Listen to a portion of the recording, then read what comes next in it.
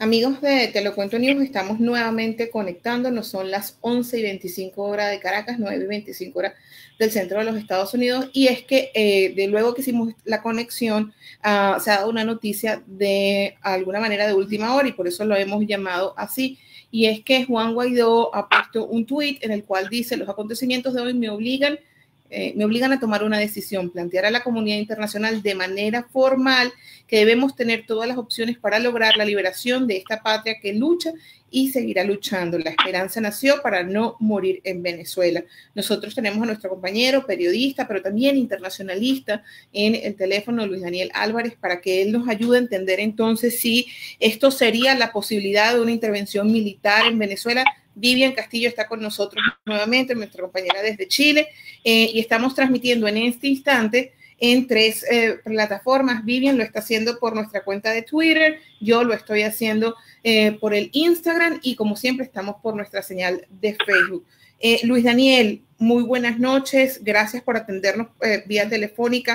Explícanos exactamente cómo podemos entenderlo, esta última dinámica que está pasando en la última hora a nivel internacional.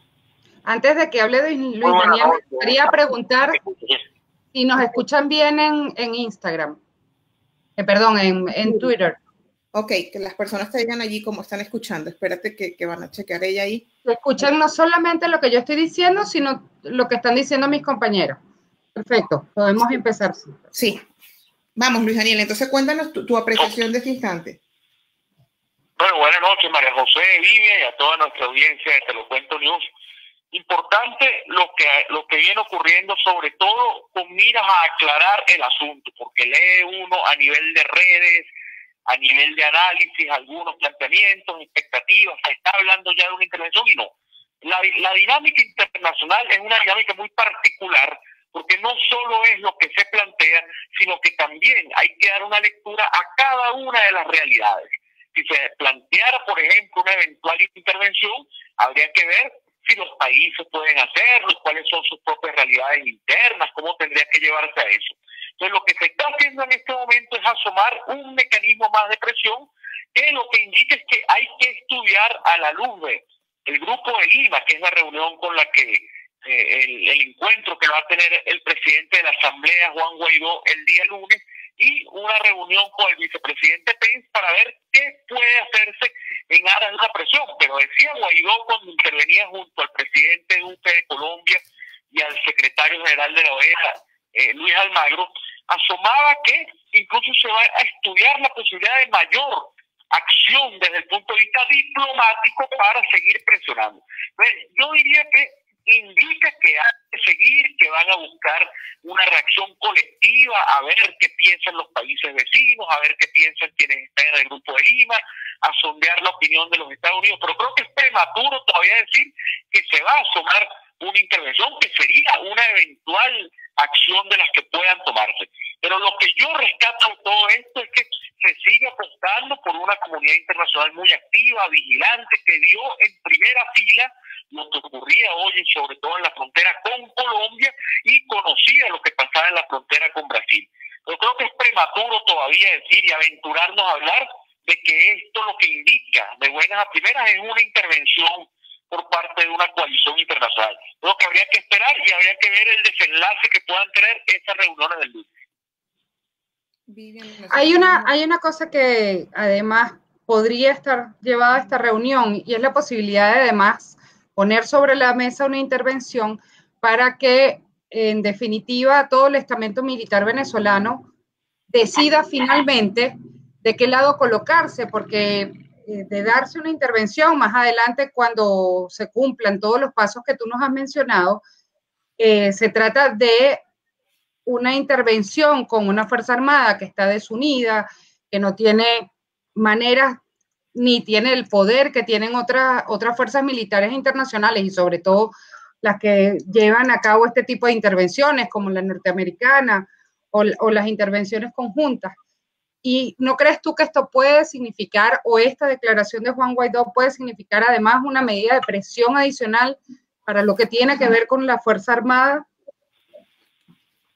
Es que pareciera que ese es el objetivo. Cuando uno va a mecanismos de acción internacional, se observa que en muchos casos, incluso hasta en negociaciones pasa eso, que uno dice, bueno, están enseñando los dientes, están jugando un poco posiciones de avance y de retroceso para provocar determinado tipo de reacciones. Porque una intervención que se puede hacer tampoco es un ejercicio sencillo. Pero, por ejemplo, uno piensa en la OEA. La OEA no tiene un grupo armado, la OEA no tiene una estructura. Bueno, entonces, ¿qué países tendrían que actuar? ¿Están los países con la situación interna de cada uno de ellos capacitados y a disposición de aventurarse en un conflicto, en una tierra que terminan desconociendo? O sea, podríamos jugar con nuestra audiencia a agarrar uno u otro país y empezar a pensar si ese país, por ejemplo, se involucraría en un tema. Digamos uno, por poner un ejemplo, el Paraguay. Paraguay se aventuraría a mandar a una acción directa, o lo haría Estados Unidos, que tiene una situación peculiar con la península coreana, con la misma Siria. Entonces, lo que sí podría estarse pensando en este caso es que cuando la comunidad internacional dice estar dispuesta a poner todas las cartas sobre la mesa, que es la forma en que se expresa en los últimos tiempos la diplomacia estadounidense sobre todo, y que hoy lo repitió Guaidó, que iba a ir con mucha seriedad a plantear que todas las cartas pudieran estar allí, es una presión adicional para estos elementos, buscando que haya un viraje interno y termine entonces dándose el paso a un cese de la usurpación, como lo ha manifestado la Asamblea Nacional. Ahora, o sea, se asoman esos escenarios, pero no implica que esos escenarios vayan a llegar. Yo tengo una pregunta para Luis Daniel. Estamos conversando con Luis Daniel Álvarez, ustedes lo han visto, él es periodista, pero además es internacionalista, es director de la Escuela de Estudios Internacionales de la Universidad Central de Venezuela, parte de este equipo, y hemos decidido llamarlo por este anuncio.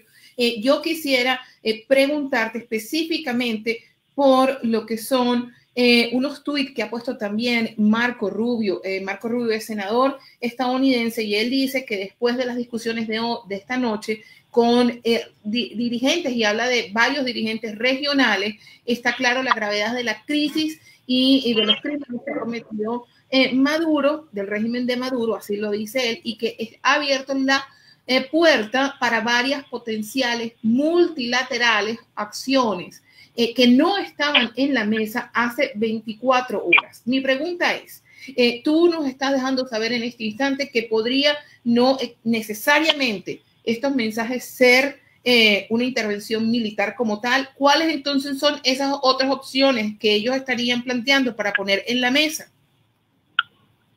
Bueno, pues podría haber muchas, pero yo diría, y lo hemos tratado otras veces en Te lo cuento News y en contactos que hemos hecho, por ejemplo, buscar que los que se consideran cercanos al sector de Maduro y su entorno ejerzan algún tipo de presión para que ellos mismos decidan un desplazamiento del poder real. ¿En quiénes pueden ser? Por ejemplo, los rusos.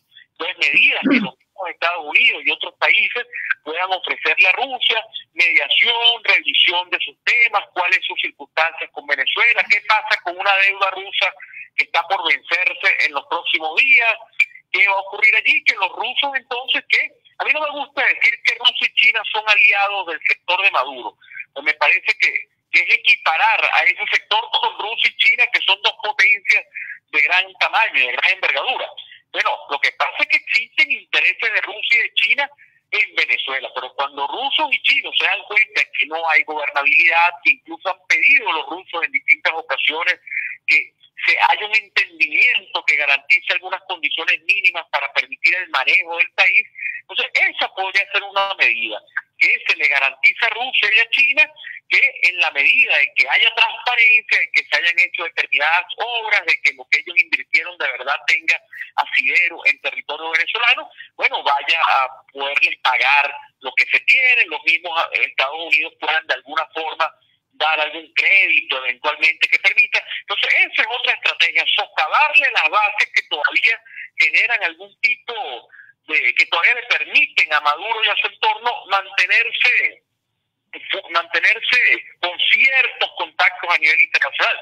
Esa podría ser una. La otra es seguir impulsando las medidas, cada uno de los países, medidas unilaterales para restringir aún más el funcionamiento y el paso y el manejo personal de ciertas estructuras. O sea, no son sanciones a Venezuela lo que vendrían, serían más sanciones, congelar cuentas, impedirles libre circulación, revisar el estatus de los familiares que tengan en algunos lugares, revisar si tienen o no bienes de propiedad. Entonces esas son medidas que se toman para presionar, que no son medidas contra Venezuela, sino serían medidas contra algunos personeros, y eso entonces pudiese propiciar que poco a poco se vaya dando una ruptura de la fidelidad y de la lealtad hacia el sector de Maduro. Lo hemos visto con personas incluso que tienen cargos públicos.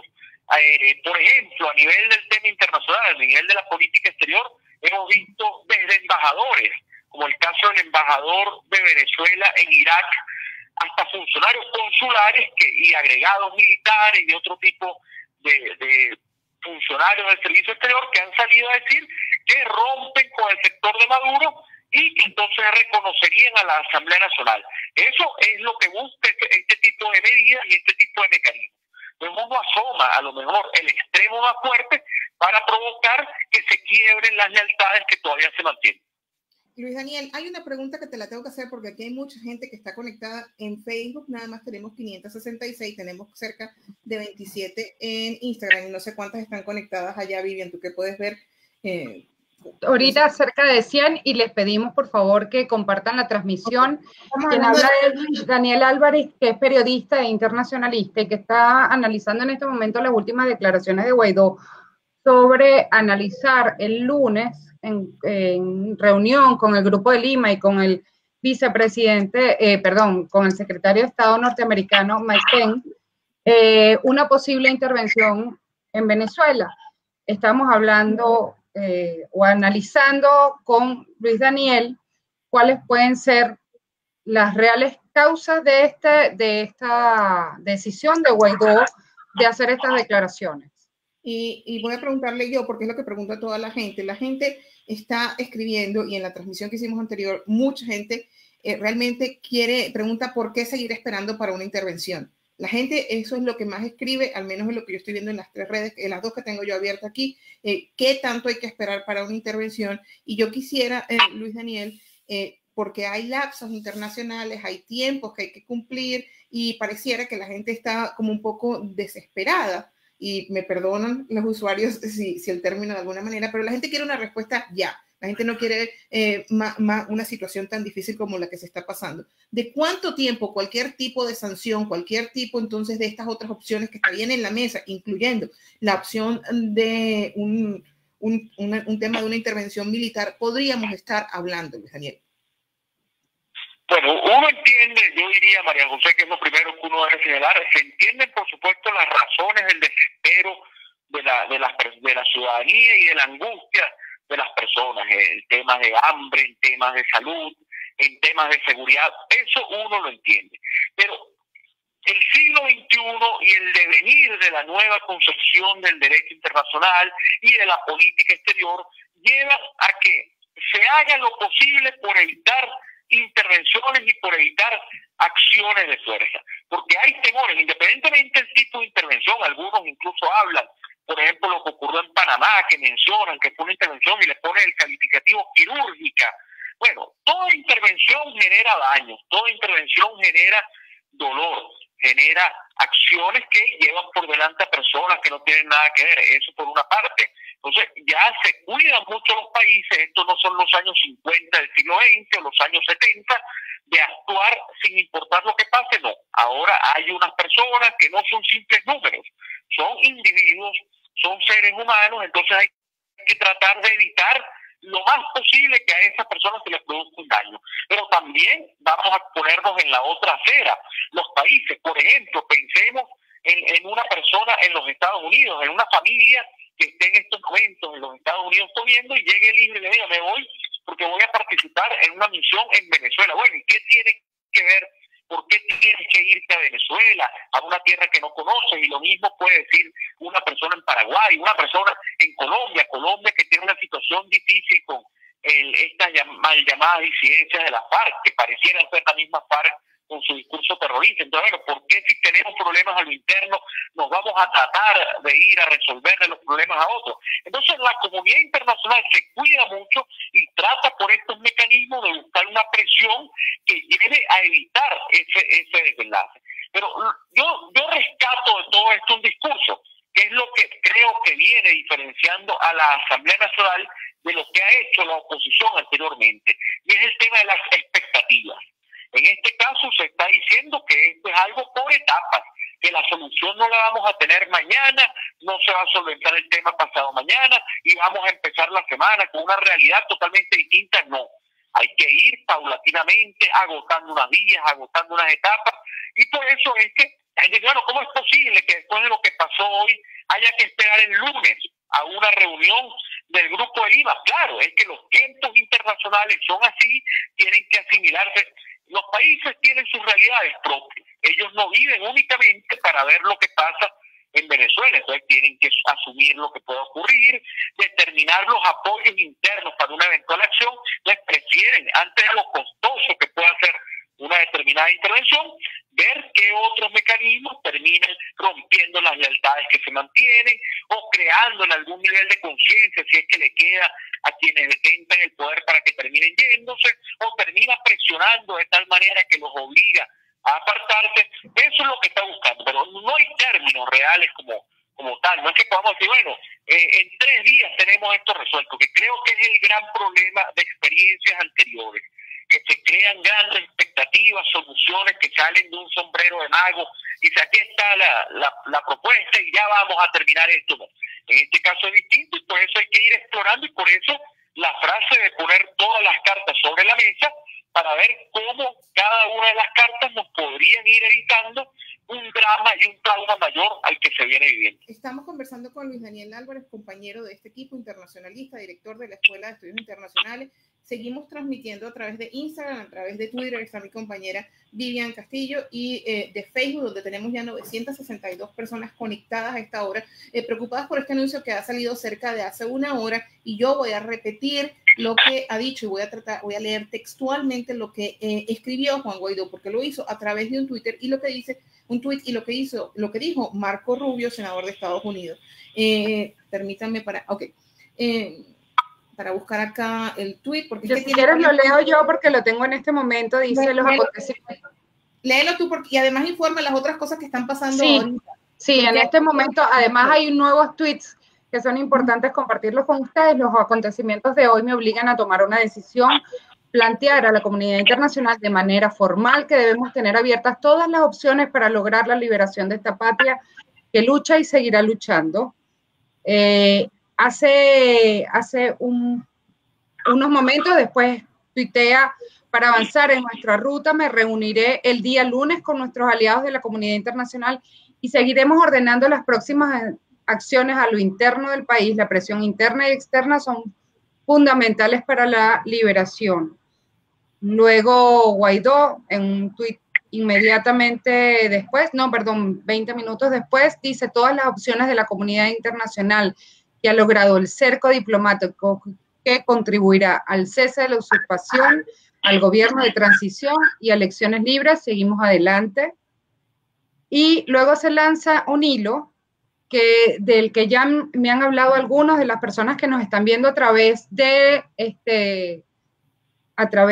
Instagram, a través del Twitter, que es un hilo del que no están muy de acuerdo algunos de las personas que nos escuchan en este momento, porque saliendo a hablar con los militares que hoy se incorporan a la ruta constitucional, nos reiteran que lo de hoy en la FAN es miedo, necesidad e irrespeto.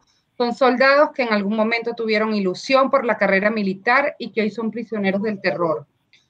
En el segundo tuit de este hilo escribe: dudo que Hugo Chávez aceptaría lo que Maduro ha traído para Venezuela y la FAN: hambre, violencia, represión y miedo.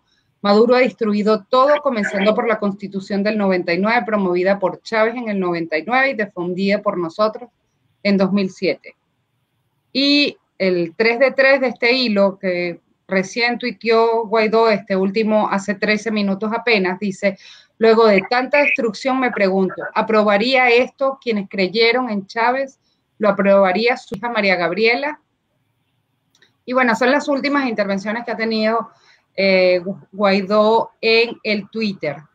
Eso estamos que sigue a la medianoche, entonces, teniendo algún tipo de reunión. Y sí, le pregunto a Luis Daniel, con este último tuit que le está poniendo, que hace un llamado a María Gabriela Chávez, de alguna forma, si estaría siguiendo en esta línea de tratar de llamar la atención de estas personas del gobierno que quizás podrían sentarse en algún tipo de negociación para evitar sanciones mayores. Entendemos que tenemos 1.200 personas conectadas en este instante en Facebook. Estamos saliendo por Instagram y también mi compañera Vivian está haciendo lo propio por el Twitter de nosotros, porque sabemos que hay problemas con la señal. Las personas que nos dicen que tienen problemas con la señal en Twitter, les decimos váyase a Instagram. Si usted tiene problemas en Instagram, trate en Facebook. Estamos saliendo por las 3 plataformas para que usted se informe de lo que está pasando a esta hora en Venezuela, porque esto tiene menos de una hora de haber comenzado. Bueno, el último fue hace apenas unos minutos, apenas hace 14 minutos. Hace 14 minutos.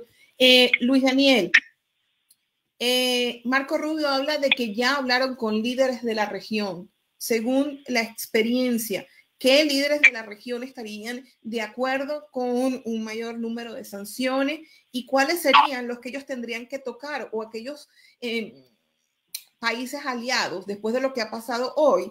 ¿Cómo podrían actuar? Porque de alguna forma lo que se planteó, y entiendo que mi pregunta es bastante larga, lo hablábamos Vivian y yo, es que el gobierno, si dejaba entrar la ayuda humanitaria, de alguna manera le daba mayores posibilidades a Juan Guaidó, pero si no lo hacía, también se las estaba dando o le estaba dando a esta coalición porque no estaba permitiendo el ingreso de una ayuda humanitaria.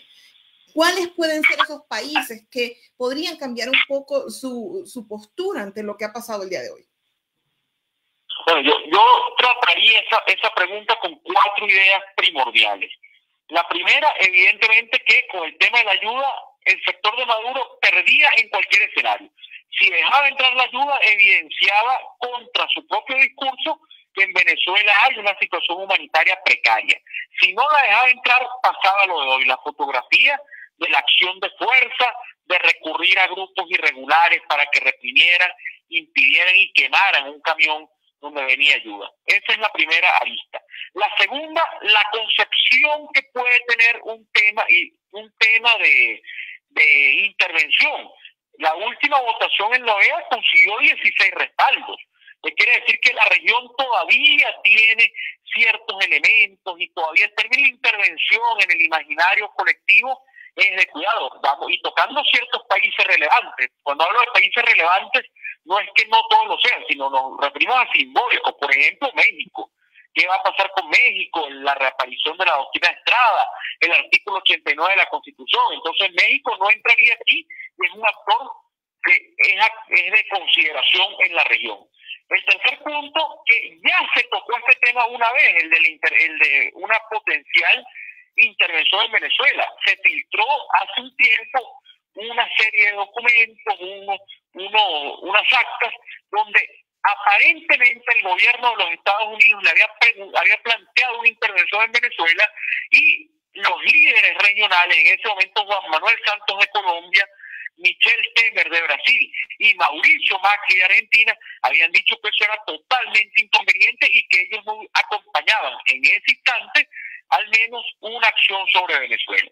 Pero los que sí podrían abrir, yo no me atrevería a decir que formarían parte de una coalición, insisto que habría que esperar qué nos deja la reunión del lunes, pero los que sí pueden acompañar sanciones mucho más fuertes son los países, y un dinamismo mayor, son los países agrupados en el llamado Grupo de Lima, los países pertenecientes al denominado Grupo de Lima, sobre todo Colombia, Perú, Brasil, porque son países que viven directamente el problema venezolano.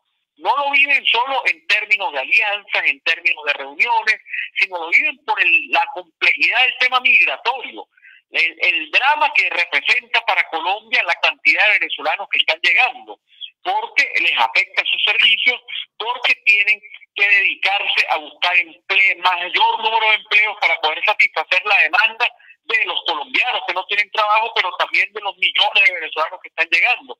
El tema de los brasileños, cómo integrar entonces a los venezolanos que llegan a Brasil sin hablar portugués, por poner un caso. Entonces, ¿qué hay que hacer? O que se radican en regiones donde hay muy pocos habitantes y cambien incluso el carácter demográfico de la zona. O en el caso peruano, que Perú tiene también peculiaridades internas muy fuertes. Entonces, los países que sufren directamente la crisis venezolana, que reciben el mayor número de migrantes, que tienen inconvenientes en materia de seguridad, que no hayan cómo hacer para un tema de estructura, que se están presentando lamentables casos de xenofobia en la política. Por ejemplo, una figura pública peruana que cuando le tocó hace unos meses jurar la posesión de un cargo, dijo que juraba por el bien de la ciudad, por la limpieza de la ciudad y por tener una ciudad sin venezolanos. Eso tiene que traerle dolores de cabeza al gobierno, pues pueden vivirse episodios como el que se vivió en Ecuador también hace un tiempo. Entonces, los países que sufren la crisis venezolana son los que con mayor dureza van a buscar implementar algunas medidas lo menos dolorosos posibles para ver si hay un viraje, hay un cambio que pueda mitigar no solo la situación venezolana, sino su propia realidad.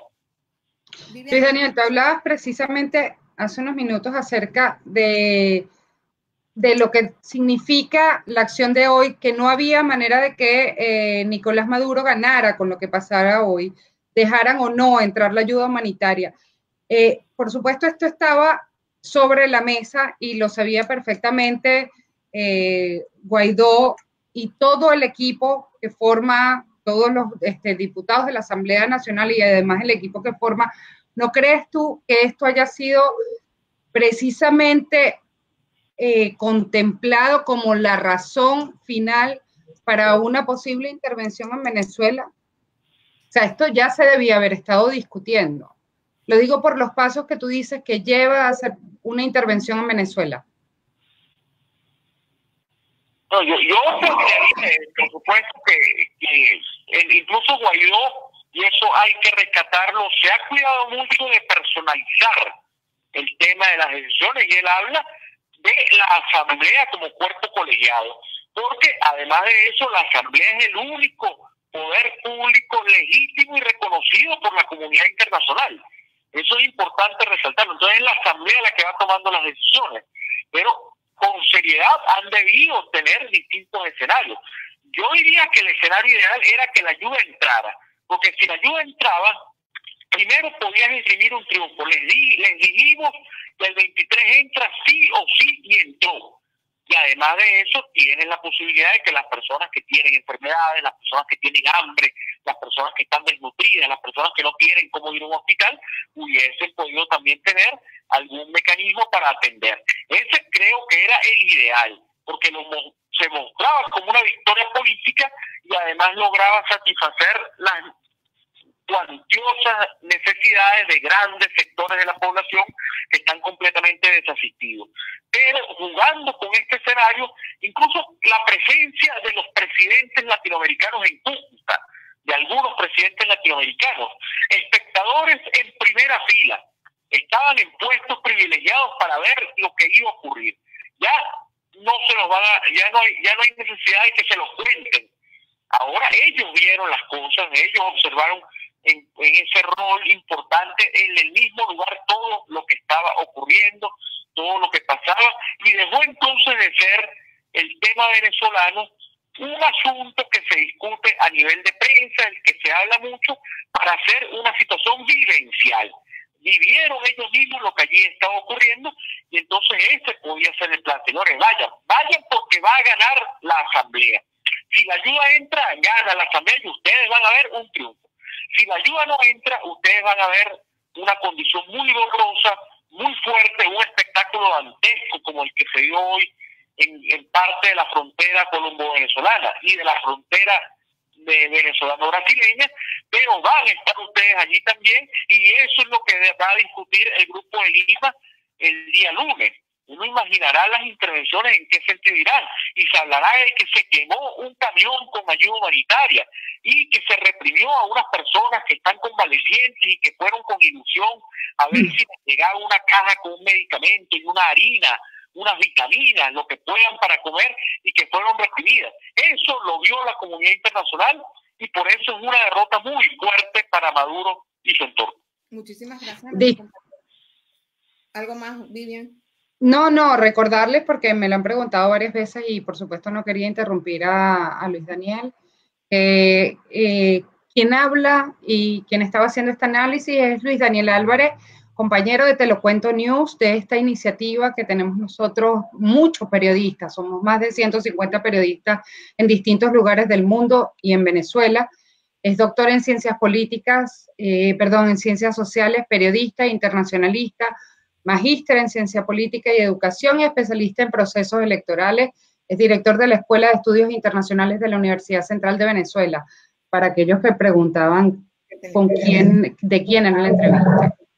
Agradecemos y antes de despedir, porque tenemos muchas personas conectadas, recordar por qué estamos haciendo esta transmisión y por qué lo hemos decidido hacer aproximadamente ya, yo creo, ya tenemos 30 minutos, sería 1 hora. Juan Guaidó ha puesto una serie de tweets y él todavía continúa tuiteando de alguna forma. Hace 1 hora específicamente dice: los acontecimientos de hoy me obligan a tomar una decisión, plantear a la comunidad internacional de manera formal que debemos tener abiertas todas las opciones para lograr la liberación de esta patria que lucha y seguirá luchando.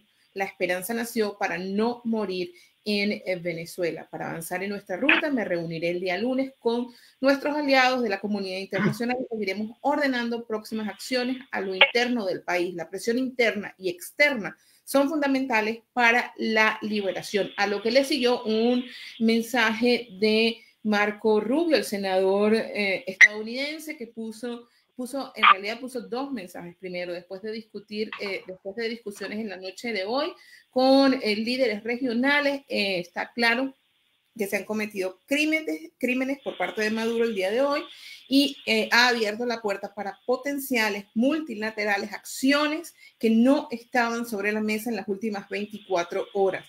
Y luego pone otro tuit que lo puso Marco Rubio hace 25 minutos, es decir, cuando estábamos conversando, dice: grave situación estaría pasando dentro de Colombia con el diputado Freddy Superlano, miembro de la Asamblea Nacional de Venezuela. Bueno, Vivian, ya en este instante el senador Marco Rubio, porque lo estoy leyendo en directo, habla de un envenenamiento en el desayuno dentro de Colombia a el diputado Freddy Superlano. Sabemos que esto había pasado, lo comentamos en la transmisión anterior, pero ya entonces él, de parte de Estados Unidos, estarían dando entonces como la opción de envenenamiento para lo que ha ocurrido, que lamentablemente ha perdido la vida el asistente del diputado Freddy Superlano allá en Cúcuta, y el diputado se encuentra, entendemos, en un hospital recuperándose. Luis Daniel, para finalizar este contacto, si quieres agregar algo más. No, simplemente que a la audiencia que probablemente dice, bueno, ¿cuánto más hay que esperar? ¿Qué más va a ocurrir? Que hay que seguir los pasos que se vienen dando. Uno de los aciertos que ha tenido la Asamblea Nacional es eliminar el dibujo libre, y ahí lo ha hecho con el grueso de la oposición venezolana. Eliminar el dibujo libre es que cada quien hacía lo que quería.